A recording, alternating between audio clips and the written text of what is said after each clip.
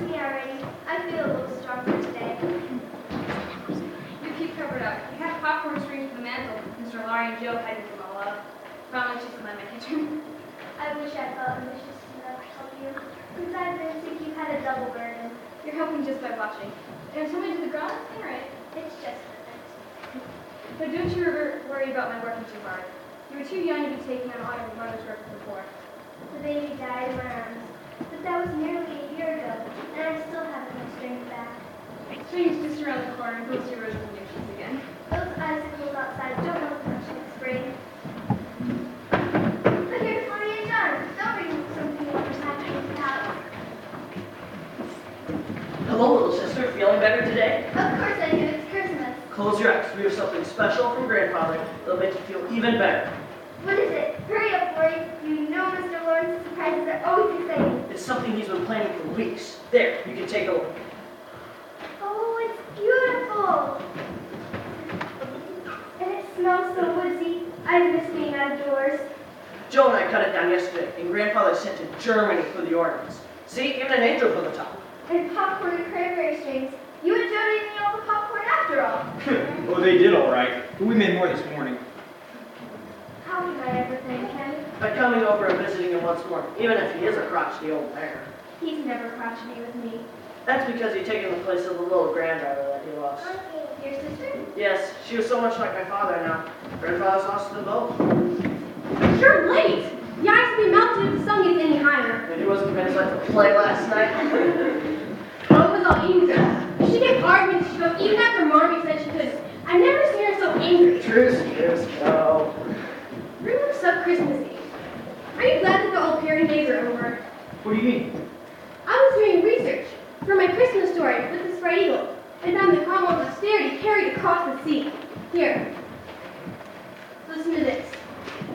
In 1659, the following law was passed in Massachusetts. Whosoever shall be found observing any such day as Christmas or the like, either by forbearing of labor, feasting, or in any other such way, shall be fined 5 shillings. How grand. I'm sure they would not have appreciated the pianist cookie jar, full of stars and animals and trees from the Bethlehem stable. Lead us to it. We're going ice skating, remember? Would you like to come too, John? Thank you, no. I just wanted to see your face when you brought in the tree. I really should get back to my bookkeeping if you'll excuse me. Bye, John. I'm quite clean too. Really? Well... What's this you have in the fireplace? It looks like candy, but it is. There's still a bit that's not burned. I can still read the title, The Pirate and the Persian Princess, my January story for the Spread Eagle. Oh no, Joe. That story you read to me yesterday afternoon, it was the best yet. It was in the attic where I left it. I was going to look for it after skating. Too late. You threw my story in the fire? Yes, I did it, and I'm glad. I told you I'd make you pay for leaving me home last night. You knew that I wanted to see that play more than anything in the world. You wicked girl! I'll never forgive you as long as I live. Never, never, never! Be careful, Joe. Amy's not a rag doll. She's your little sister. I'll help you remember the story word for word. Come on, Joe. I'll race you to the river. Maybe that will cheer you up. I'm coming too. You promised that I could go next time, Joe.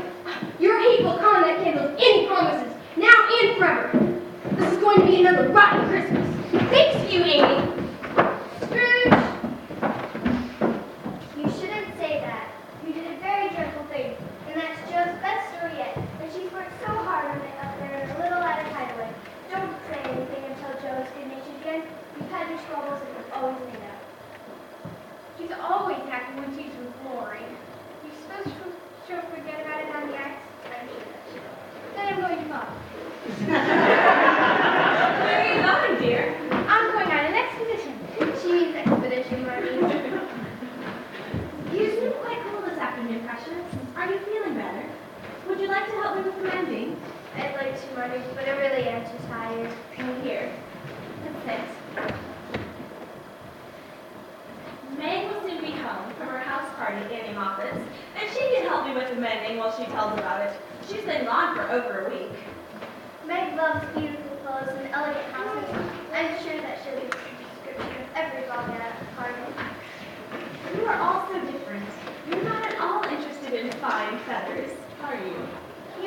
better not. A new dress is Meg's idea of heaven, and Amy stands in front of the mirror by the hour, admiring as much as turquoise ring on her finger. Jo doesn't care if big what she wears, neither do I buying around loving. But you're going to grow up and get well and marry and have a family and a life of your own. I really don't think so. You'll feel more optimistic when the war's over and Father comes home. He really did feel as though he should stay on as chaplain, even after his recovery.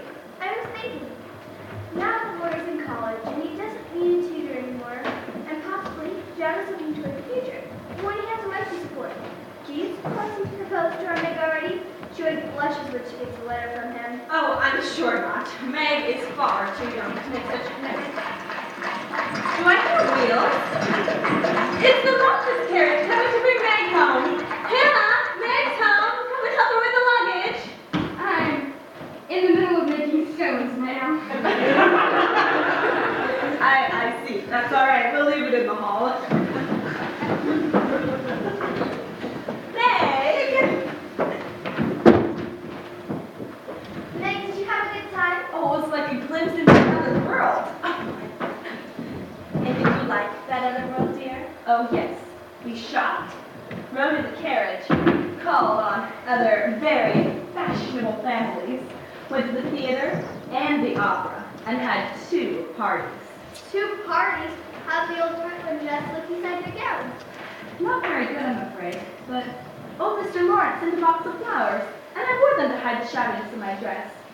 The other girls' dresses were white and filmy. I'm sure that you look lovely, dear.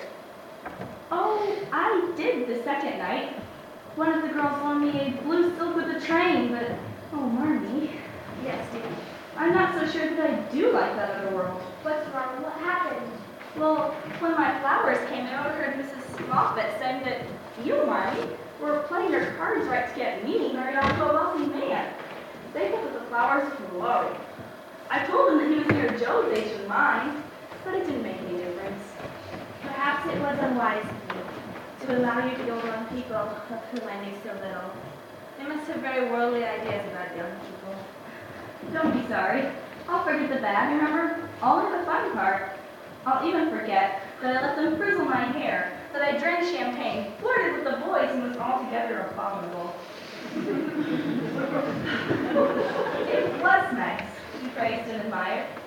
And I can't help saying that I liked it. Mrs. Moffat is partially right.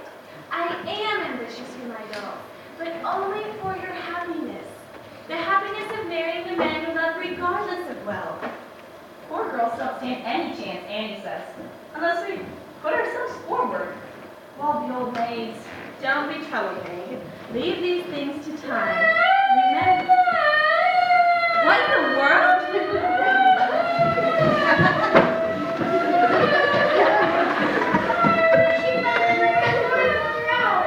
Oh, it's all my fault, Marnie. It's all my fault. I knew that she was following us. And Laura warned me that the ice was thin in the middle of the river. Hannah! I was standing around the bed. Someone took a shortcut right over just ahead. I heard her cry and turned around just in time to watch her crash to the ice. It was cold. Hannah! Come quickly! Carried her and went flat, holding her hand, until Joe brought a fence rail and we pulled her out. What happened? Hannah, go light the fire in my room and get her up there and out of these wet clothes. Hannah, she'll be fine, but she needs to get out of these clothes as quick as possible. Thank you, children. You can run along home now.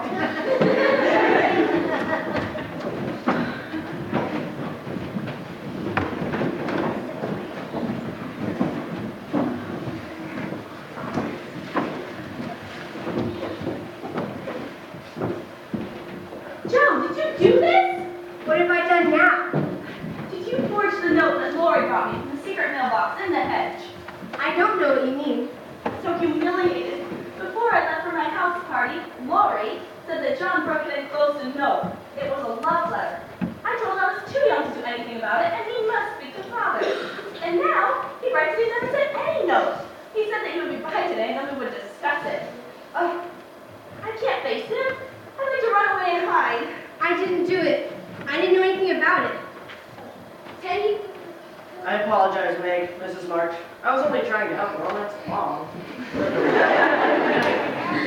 It is never wise to interfere in the personal relations of other people, Laurie. The child seems fine. In fact, she refuses on staying in bed and insists on coming down as soon as she gets off the direct bus. Time for tea. I left the kettle on fire. Would you like it in here or in the dining room? It would be good to sit down after all of the excitement. Let's have it in the dining room.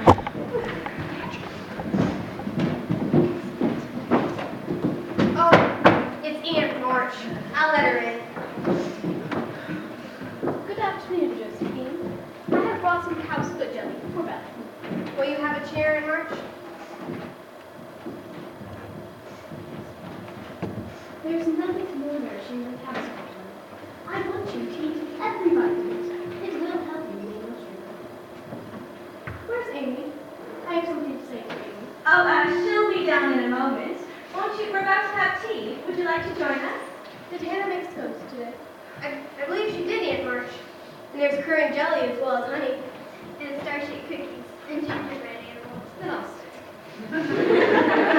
Oh, Amy, how are you feeling? Hungry. Come here, child. I have something to say to you. Your hand is like ice! Warm heart. Well, cold hands are said to mean a warm heart. My hands are always warm, and I have a warm heart as well. Oh, yes, indeed, Aunt March. Yeah, it's because of my warm heart that I have to come over to get your parents' permission for a little excursion to Europe. Europe? Your Aunt Carol plans to tour the continent and the spring and needs a companion. I have my responsibilities here on continent, and I have decided to take the expenses for Amy to accompany her. How wonderful! I thought it was rather good of me. I planned first to send you, Josephine, but you like to be independent and despise ladies. You say that you hate French, and they will be spending several weeks in France. It's more logical for Amy to go. She has an interest in Europe and in perfection. I have an interest in Europe, a great interest. I want to see where the writers live who wrote so many of our masterpieces. I said that I hate the French language, not the people. Well, what do you say, Amy? Are you pleased? Oh, yes, Aunt March. I never dreamed that I'd see great art firsthand. The real thing. Rembrandt, Titian, and Boccaccio paintings. You mean Botticelli's angels? Are you going to let her go, Mother? It's a magnificent offer. Yes, certainly, if Father agrees. He'll agree. I'm so happy for you, Amy. That you would really benefit by the sunshine of the Riviera, but you are not strong enough to travel. It is all right. Amy will share all of her adventures with us. You won't write off with will you? Of course I will. And I'll send sketches of everything. Now, Josephine, a writer does not have to travel anywhere to practice his craft. All a writer needs is a pencil, paper, and imagination. I have plenty of that. Precisely. And so I told the editor of the Striped Eagle, your little stories have so much merit, and that he should pay you for them. He was forced to agree with me and wrote up his check. For your last few stories. I'm an author. A real author. A paid writer, a professional. What a glorious Christmas this is after all. And it's all thanks to you, Aunt March. To Miss Josephine March, $25. Why, it's a fortune, an utter fortune. Look, Teddy, to Miss Josephine March, $25. Joe, I'm so happy for you. Thank you, Laurie. Tea's on the table.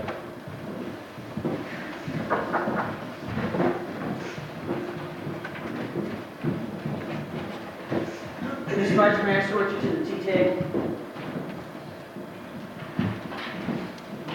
Wait, don't go. Did I startle you, Margaret? Where did you come from? I didn't even know that you were here. I just arrived. Meg, Oh, no, please don't. I'd rather not. I only want to know if you care for me a little bit, Meg. I love you so much.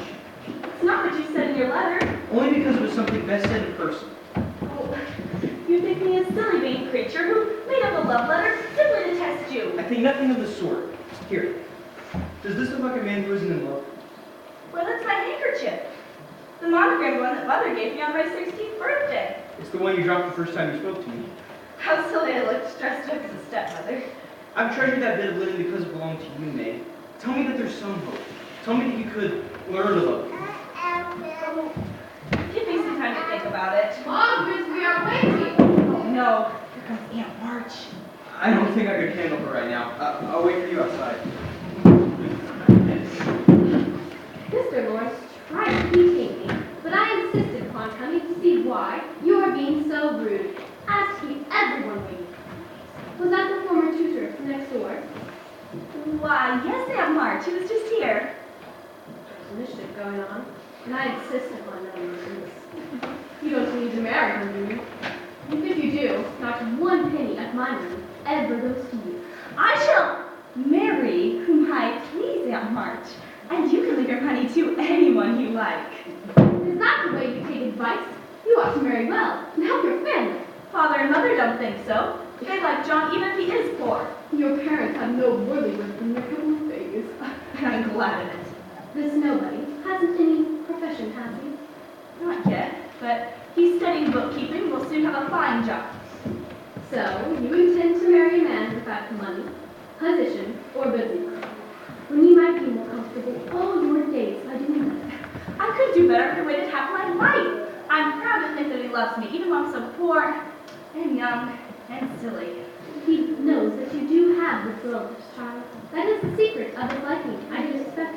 Aunt March, how dare you say such a thing? John wouldn't marry for money any more than I would. I'm not afraid of being poor because John loves me and I love him. Then I wash my hands off the whole affair. Just do not expect anything from me when you are married. Hey, dearest. Thank you for defending me. And thank Aunt March for proving that you do care for me at least a little bit. More than a little bit. I didn't realize how much until she said such nasty things about you. Everyone!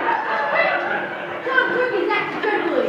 And I suspect mistletoe has nothing to do with this. We're going to be married, Sister Joe. Come congratulate us. If I must, I must. So you pulled it off, John.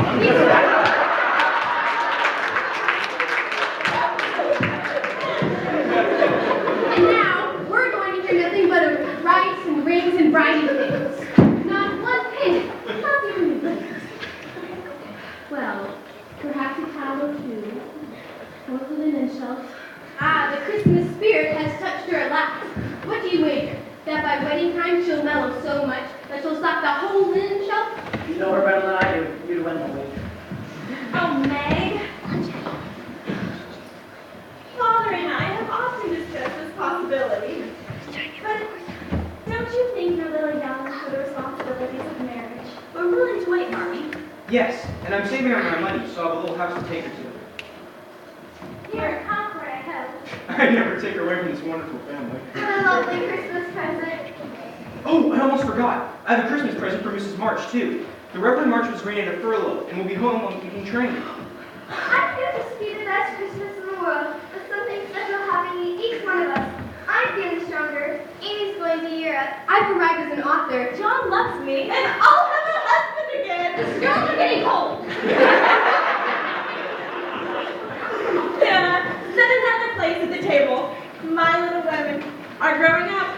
We're adding a young man to the family, and tonight our family circle will be complete.